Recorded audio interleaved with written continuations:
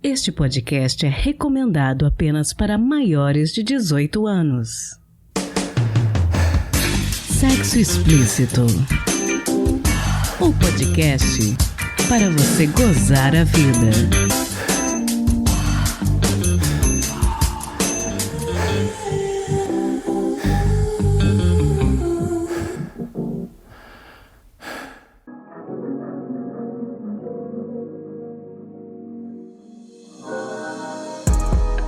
Taradinhos, tudo bem com vocês? Aqui quem fala é Priscila Armani e esse é o Sexo Explícito, podcast que acredita que quanto mais diálogo sobre um assunto, maior a possibilidade de desvendarmos todos os mistérios em torno dele. No episódio de hoje falamos a respeito de um guia de posições sexuais bem menos conhecido do grande público, o Reuma Sutra. O guia de posições sexuais para quem tem dor nas articulações está disponível gratuitamente para todo mundo que tiver interesse e é uma publicação muito importante. Conversamos com a orientadora do programa de pós-graduação em Ciências Médicas da Faculdade de Medicina da Universidade de Brasília e médica reumatologista brasiliense Lícia Mota, que nos contou tudo por trás desse trabalho que tem trazido tanta qualidade de vida para pacientes com reumatismos,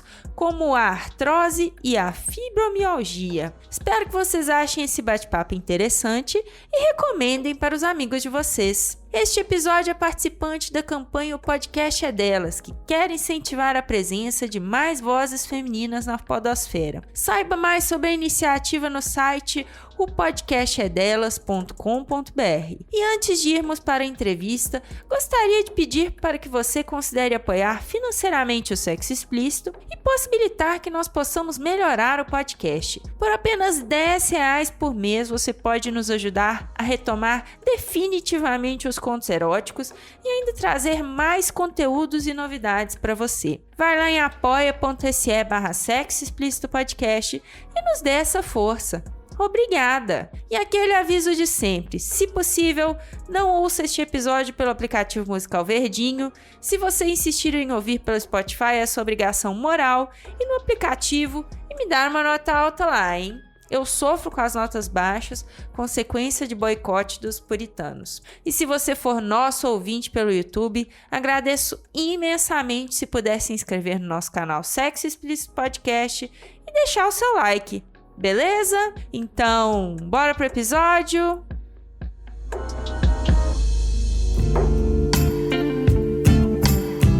Bom, doutora, queria começar pedindo para você contar para os nossos ouvintes quem é você, quais são os seus pronomes e o que é que você faz. Bem, meu nome é Lícia Mota, eu sou médica reumatologista, she/her. Eu sou professora do programa de pós-graduação em Ciências Médicas da Faculdade de Medicina da Universidade de Brasília. Sou também professora do programa de pós-graduação em Patologia Molecular, também na Faculdade de Medicina da Universidade de Brasília. E atualmente sou diretora científica da Sociedade de Reumatologia de Brasília. Bacana demais. Bom, queria que você começasse explicando para os nossos ouvintes. Acho que muitos não sabem o que é um reumatologista, o que esse especialista faz. Com certeza, muitos não sabem o que é o reumatologista porque a reumatologia não é assim uma especialidade tão conhecida. Mas o reumatologista é o médico que lida com as doenças que acometem os tecidos osteomusculares. Então, a parte articular, a parte esquelética, a parte muscular e também as doenças autoimunes, aquelas doenças em que há uma inflamação, em que o corpo ataca ele mesmo. Então, a área de atuação do reumatologista é muito ampla, porque inclui desde condições musculoesqueléticas, como, por exemplo, artroses, como dores tendíneas, tendinites, como alterações da massa óssea, como osteoporose, até doenças inflamatórias como lúpus, né, que as pessoas ouvem falar bastante, artrite reumatoide, espondiloartrite. Então, a gente tem mais de 100 tipos de doenças que, de forma geral, de uma forma genérica, são chamadas de reumatismos, doenças reumáticas. Então, o reumatologista é o especialista que lida com essas doenças reumáticas, que trata os pacientes que têm esses diagnósticos. Interessante. Então, a partir desse diagnóstico reumático que a gente procura um reumatologista.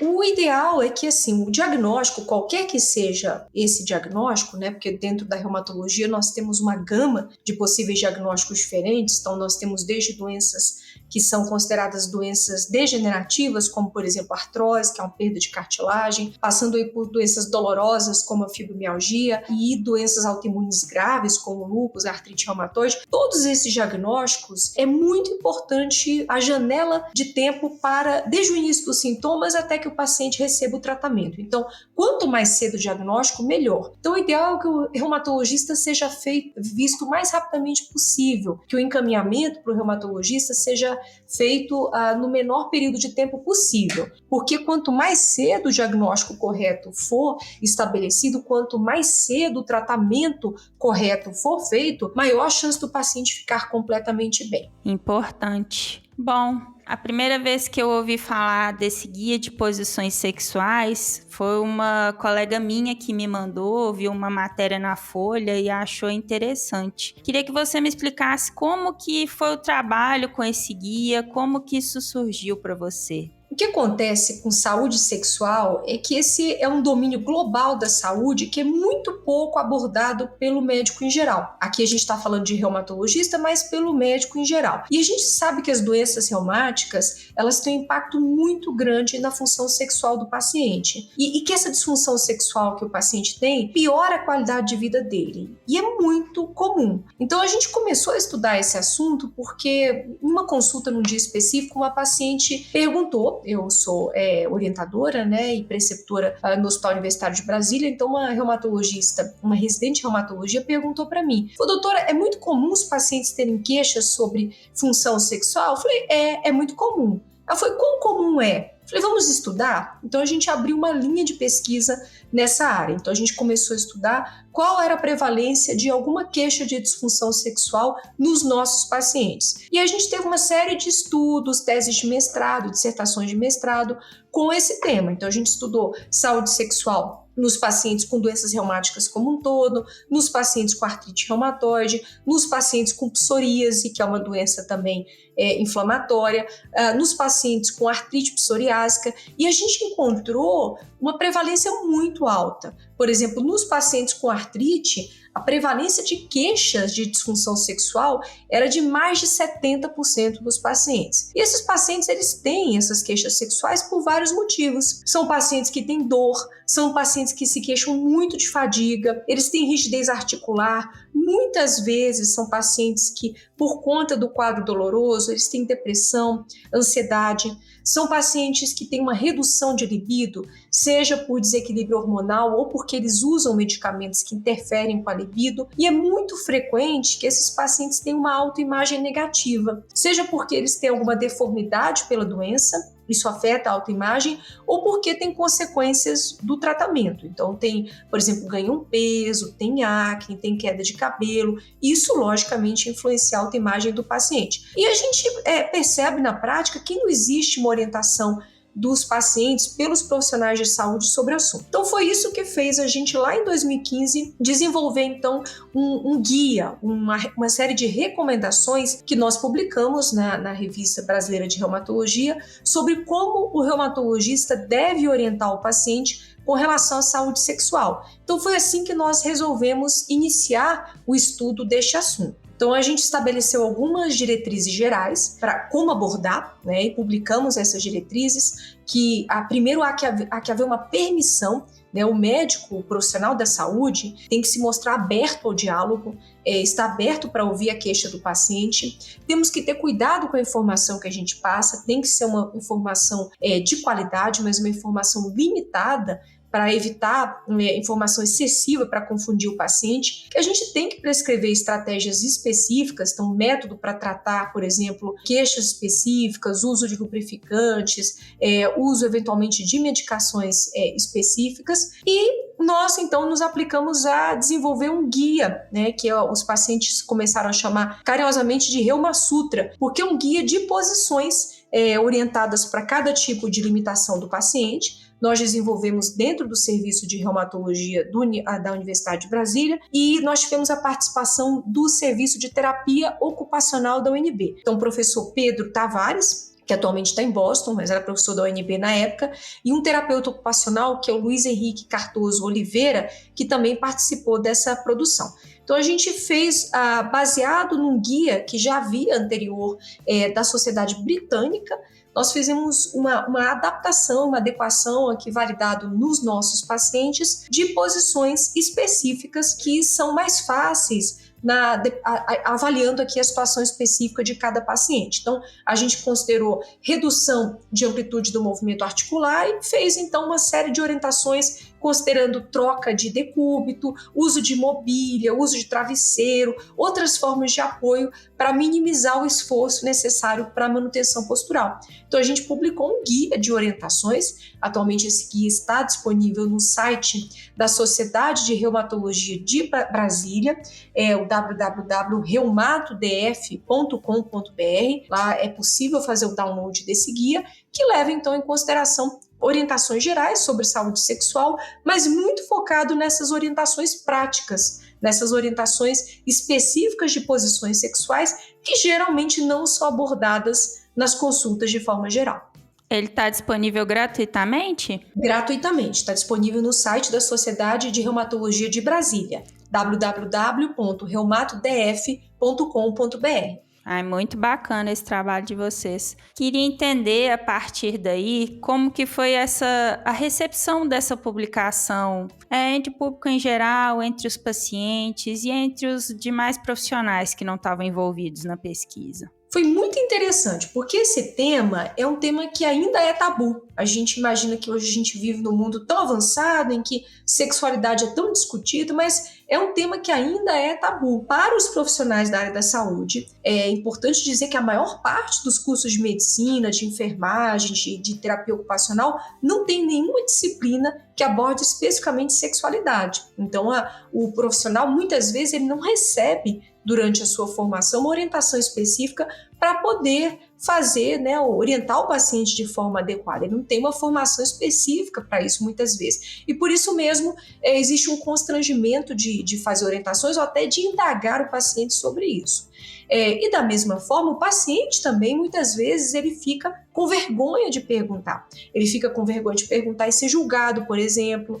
Então, muitas vezes, o assunto fica ali, o elefante branco na sala, não é abordado. É um problema, traz comprometimento para a vida do paciente, mas não é abordado. Quando a gente começou a estudar o assunto e começou a publicar, nós temos uma série de artigos publicados sobre o assunto. Além do guideline, a gente tem uma série de prevalência sobre disfunção sexual, sobretudo disfunção sexual feminina. Esse assunto ele começou a ser bastante abordado em congressos da área da reumatologia, várias e várias entrevistas. Então, você falou que tinha visto na Folha, mas foi abordado em vários programas, em vários jornais, no Correio Brasiliense, na Folha, no Estadão, em vários também veículos de mídias. Então, o assunto passou a ser bastante abordado depois dessa publicação. Os pacientes hoje, sabendo já que nós temos esse guia de orientação, eles já falam espontaneamente sobre o assunto. Então, eles chegam à consulta e muitas vezes perguntam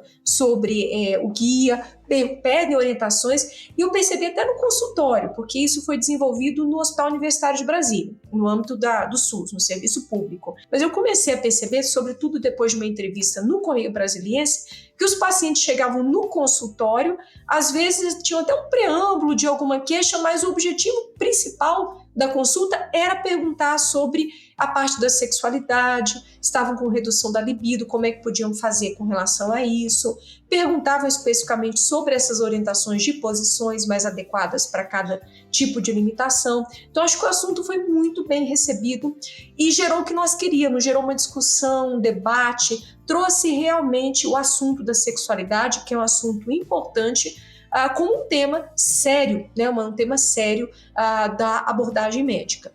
Isso é ótimo, porque realmente achei importante a sua fala no sentido de que não tem esse tipo de orientação na faculdade de medicina, porque você realmente percebe que, apesar da sexualidade perpassar a vida do paciente como um todo, às vezes até na anamnese ou nas consultas de segmento de tratamentos mais prolongados, você não vê conversa sobre isso, né? Exatamente. Hoje em dia a gente fala muito nos chamados PROs, que são os Patient Reported Outcomes, são os desfechos relatados pelo paciente. Então a gente leva em consideração como objetivo do nosso tratamento não apenas controlar a doença, mas que o paciente tenha realmente uma repercussão positiva na sua vida destes desfechos que a gente não tem como medir. Só o paciente tem como me dizer, por exemplo, fadiga, o nível de rigidez matinal, a intensidade da dor, o quanto ele tem de comprometimento no trabalho. E a sexualidade, a saúde sexual está dentro desses desfechos de qualidade de vida que só o paciente pode nos informar. A gente não tem um exame para medir isso, é o paciente quem tem que nos relatar. E a gente fazer uma abordagem voltada para a qualidade de vida do paciente, e aqui a gente entende a sexualidade como um domínio importantíssimo da qualidade de vida, permite que, por exemplo, eu ajuste meu tratamento baseado na atividade da doença, mas também naquilo que compromete a qualidade de vida do paciente. Mostra meu interesse como médica, como profissional da saúde, pela vida pessoal do paciente. Isso é super importante na relação médico-paciente. Permite que eu tome decisões compartilhadas com o paciente, orientando, informando a ele sobre riscos, benefícios, que nós tomemos essas decisões compartilhadas. Conversar sobre esses assuntos da vida prática, assim como eu pergunto sobre alimentação, como eu pergunto sobre o sono, perguntar sobre a sexualidade permite que eu estabeleça uma linha de conversa que vai me ajudar na educação do paciente em relação ao curso da doença. Então, eu acho que é essencial, como eu disse, a gente não recebe muitas vezes formação específica durante o curso de graduação e nem nas residências, nas pós-graduações que vêm depois, mas esse é um assunto essencial. Então, eu sempre abordo nas consultas, seja o paciente de qualquer gênero ou sexo, eu sempre pergunto, e aí, como é que está a vida sexual? Está tudo bem? A doença está atrapalhando? O que a gente pode fazer aqui para ajudar? E muitas vezes aquilo traz à tona toda uma série de sintomas que estava ali oculto. O paciente não tinha me contado. E quando ele sente que existe esse ambiente de confidencialidade, de seriedade, isso é uma coisa muito importante, né? A gente tem que abordar o assunto de uma forma muito séria, né? Mostrando que você está abordando ali de forma científica, com a finalidade de ajudá-lo. O paciente e a paciente se sentem muito confortáveis. Em geral, eles vão dizer, olha, muitas vezes vão queixar, né? Olha, realmente esse é um problema, ou então vão te dizer, olha, é uma coisa que eu tinha até esquecido, que já nem fazia mais parte da minha vida. Então, é muito bom poder abordar, poder tratar e poder ajudar a pessoa a recuperar a sua qualidade de vida. Bom, e por que você acha que esse debate sobre a sexualidade ainda não foi mais normalizado? Por que as pessoas ainda não conversam mais sobre como a sexualidade pode ser prazerosa no dia a dia? Eu acho que do ponto de vista da relação médico-paciente, existe realmente uma inibição, tanto por parte do paciente, de perguntar, ele acha que pode ser julgado se ele fizer uma pergunta nesse sentido, ou que ele não deveria falar com o médico, o clínico, aqui no caso o reumatologista, mas vamos pensar aqui no clínico, no cardiologista, no endocrinologista, ele pensa, poxa, eu devia levar esse assunto só para um especialista dessa área. E quem conduz o paciente, quem está mais em contato com ele, em geral, é esse especialista que vai tratar a doença principal que ele tem, no nosso caso aqui a doença reumática. Então eu diria que existe, e eu percebo por parte dos pacientes, uma vergonha, né? Uma vergonha de abordar o assunto. E existe também uma inibição por parte do profissional da saúde. Como ele muitas vezes não recebeu a formação específica, ele também não se sente confortável de abordar o assunto, até porque muitas vezes ele não tem uma formação sobre como ajudar, sobre como orientar o paciente. Então, ele está bem treinado ali em examinar as articulações, ele está treinado em avaliar a pressão arterial, em checar o nível da glicemia, mas ele muitas vezes não vai se sentir confortável em responder uma queixa, por exemplo, sobre perda de libido, sobre desconforto durante a relação sexual. Então, eu acho que ainda existe uma inibição dos dois lados, do lado do paciente e do lado do profissional da saúde. Acho que a gente tem que trabalhar para desmistificar o assunto, mais uma vez para mostrar que é um assunto sério, que é um domínio importantíssimo da qualidade de vida do paciente e que precisa ser questionado, abordado e tratado. Bom, eu acredito que às vezes a gente possa ter ouvintes que estejam escutando essa conversa e pensando, bom, eu não sei se eu tenho de fato problema nas articulações, eu não sei se de fato eu tenho algum tipo de reumatismo, mas eu sinto algum desconforto. Como que essa pessoa pode proceder? Dor articular não é normal. Então, primeiro, ter dor nunca é normal. Então, se a pessoa tem dor, ela deve ser avaliada. Quais são os sinais aqui que vão levantar aqui a suspeita de que é possível que o indivíduo tenha uma doença reumática? Lembrando aqui que a gente está falando de uma gama de mais de 100 doenças, né? Então, é difícil resumi-las em apenas aqui poucos sintomas. Mas vamos pensar aqui na artrite reumatoide, que é a doença, inclusive, para a qual este guia foi desenvolvido. É uma doença autoimune, inflamatória, sistêmica, que inflama as articulações, sobretudo as pequenas articulações, mãos e punhos, pés e tornozelos, e que, se não for tratada, pode levar a deformidade e incapacidade física. Então, quais são os sinais de preocupação? Que se eu apresentar, eu devo realmente procurar o médico o mais rapidamente possível. Dor acompanhada de inchaço, aumento de volume, especialmente nas pequenas articulações. Então, as articulações dos dedos, as articulações dos punhos, as articulações dos tornozelos.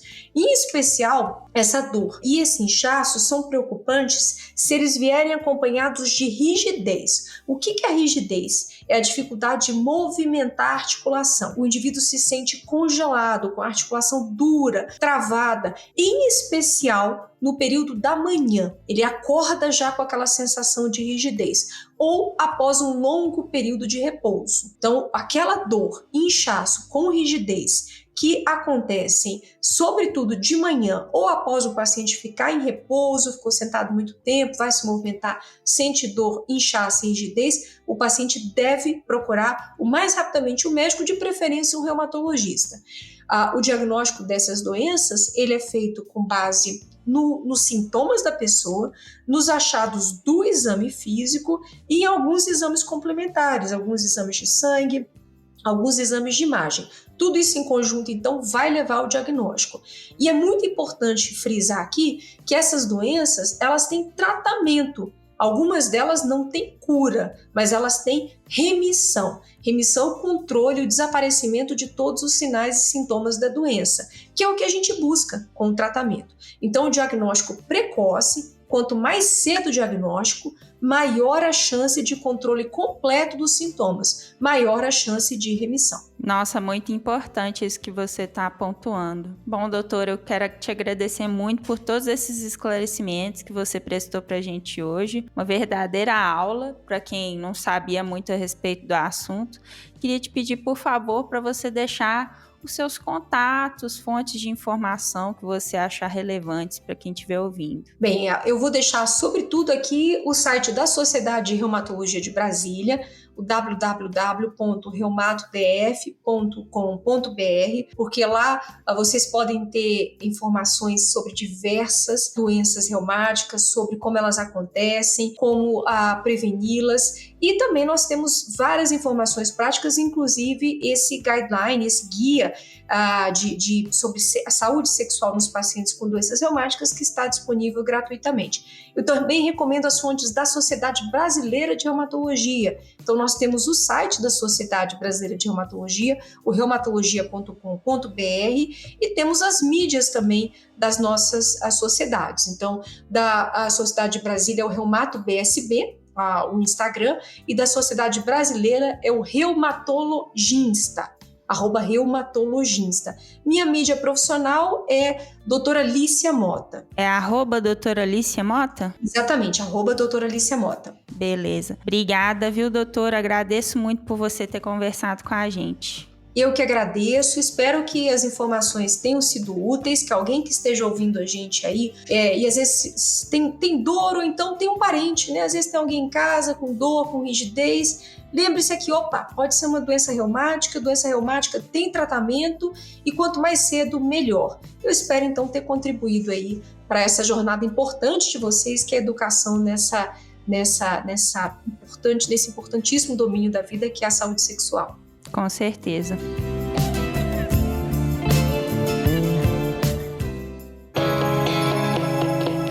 Você está ouvindo um episódio participante da campanha O Podcast Delas 2023.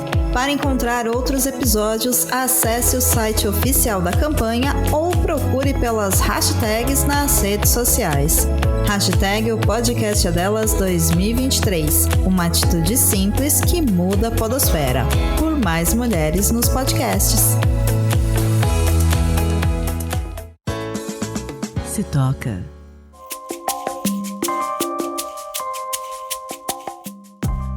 A dica do episódio de hoje é com a minha amiga Alice Vira-Lata, que acabou de lançar um livro digital super bonito e interessante, principalmente para os podólatras. Ouçam o que ela tem a dizer a respeito do seu trabalho chamado Sobre Limites. Olá, Expliciters! Eu sou Alice Barbosa, jornalista, copy, tradutora e escritora, e eu lancei esse mês meu primeiro livro de contos eróticos, o Sobre Limites. A minha principal inspiração foram meus pés. Eu tenho sindactilia, que é uma condição herdada da minha família já por 3 gerações, que são dedinhos dos pés grudadinhos. E eu acho eles lindos, sexy, são a capa do livro, sempre chamaram muito atenção e são parte dos meus jogos eróticos. O Sobre Limites, ele traz 6 contos com temáticas variadas, hétero, gay, lésbica, masturbação, e todos com os dedinhos grudados como protagonistas. E cada conto ainda vem com uma indicação bem legal de comida e uma música. É um livro para ler junto ou com companhia, para você se inspirar. Quer comprar? Bate um papo comigo nas redes através do @AliceViralata ou já manda um e-mail para sobrelimitesLivro@gmail.com. Beijo nos pés!